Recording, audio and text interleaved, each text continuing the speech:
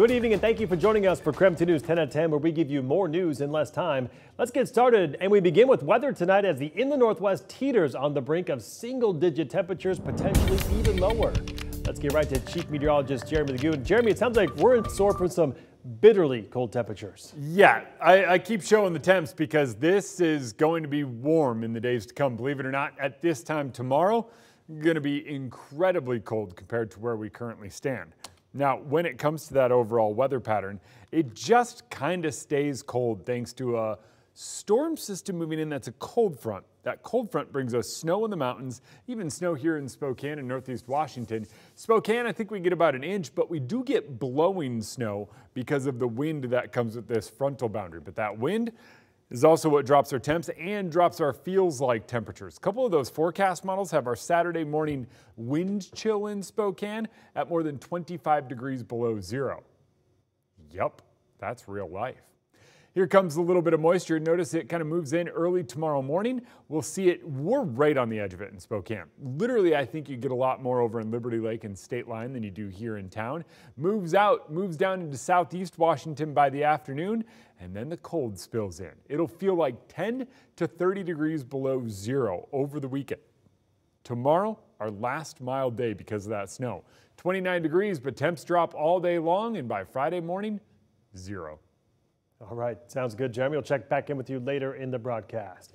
And as we brace for the bitter cold, the city of Spokane is preparing to help people get out of the cold. Today, they work to create extra bed space at the Cannon Street shelter. The shelter has been closed since May. The Spokane Fire Department and code enforcement inspected to see what needs to be done to get it up and running. They turned on the water and heating and removed plywood from windows and doors. Bed space has been low in recent months for a variety of reasons. This is the Shelter Me Spokane app, and it can be used to check capacity at shelters all across the city. Right now, you can see shelters like the Hope House only have one bed open right now. New at 10 tonight as recovery in Medical Lake continues. People who lost their home in the Gray Fire last summer are still waiting on an answer from FEMA. KREM 2's Kyle Simchuk went to tonight's meeting where local officials gave an update. Kyle? Well, yeah, Mark, and that request for federal aid has not been approved or denied yet. As the community waits, Medical Lake's mayor is getting ready for a trip to Olympia to testify for bills to help fire victims now and in the future. Nearly 5 months ago, Kay Peterson grabbed her Bible, a pillow, and her laptop. That's what I had when I left, and God has provided everything else. 2 months before the fire, she started living and working at the Silver Lake Bible Camp. Now she's living in town with friends. The experience, not what I would have signed up for, but I'm glad I'm here. Other fire victims are still on their properties, but living in RVs. The county has earmarked tens of thousands of dollars of state funds to winterize them, but that added insulation may not be enough with negative temps in the forecast. We do have funding available for assistance to get you a motel room or something, through this frigid, cold weather. During the first community meeting of 2024, officials reminded people to connect with a Salvation Army case manager if they haven't already. Case managers connect people with resources and funding they may qualify for. More and more resources are opening up, so if you don't qualify for something right now, it doesn't mean you will never qualify for something. Case managers are also vetting fire victims to ensure resources are going where they're supposed to.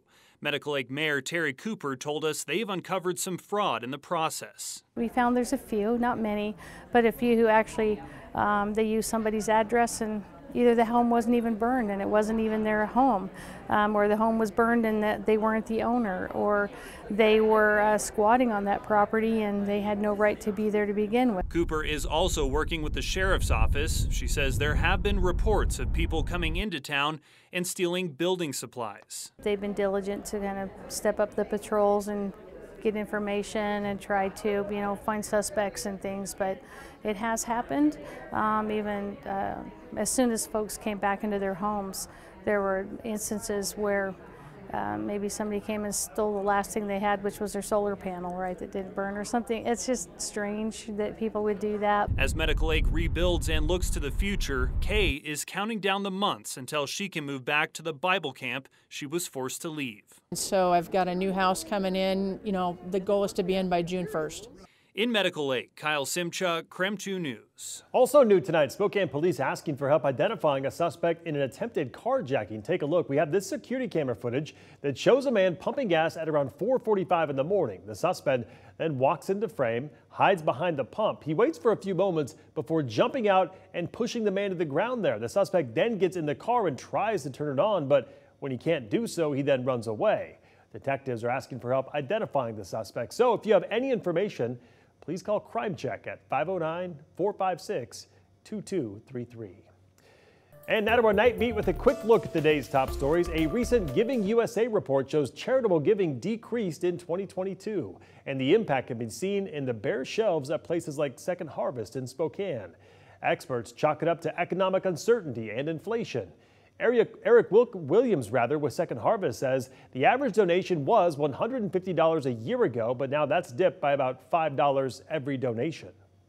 Generosity, the number of people who are donating has stayed the same, but the donations themselves have gone down some, roughly about the same amount as inflation.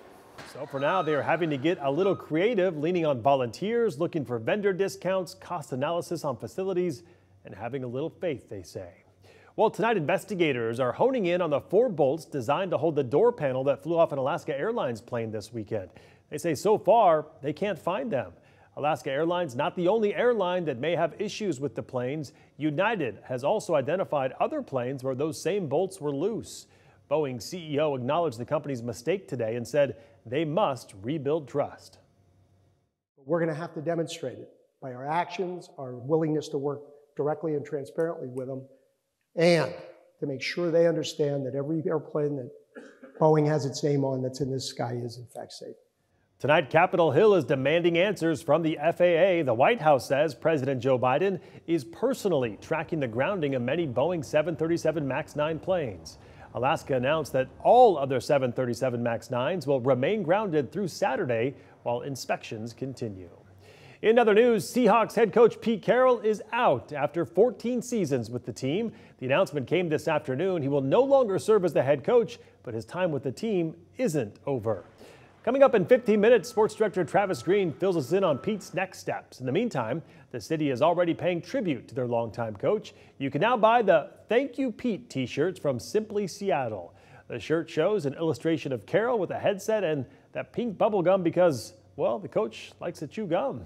The company says the $14 t-shirt is a way to honor 14 incredible seasons. And that was your Night Beat. To learn more about any of these stories, just go to our website. That's KREM.com.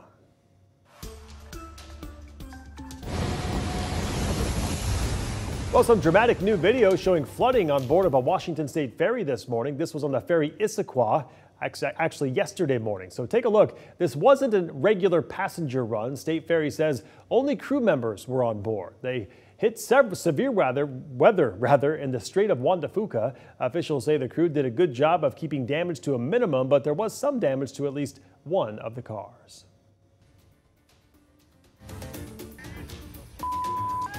I know, it sounds like somebody just got buried. One person is dead, another hurt after a major avalanche at a Lake Tahoe ski resort. It happened just after 9:30 this morning. Officials say crews have finished rescue efforts tonight. The injured person is expected to recover. Last year, at least 30 people were killed by avalanches across the United States. In other national news, former New Jersey Governor Chris Christie announced that he is suspending his campaign for the Republican nomination for president. Today, Christie said he was reluctant to exit but could no longer see a path to victory and did not want to help Donald Trump get back to the Oval Office. The former New Jersey governor explicitly campaigned to block Trump, frequently calling out other rivals for failing to forcefully denounce him. I am going to make sure that in no way do I enable Donald Trump to ever be president of the United States again. And that's more important than my own personal ambition. The remaining candidates have just 5 days left until the caucuses.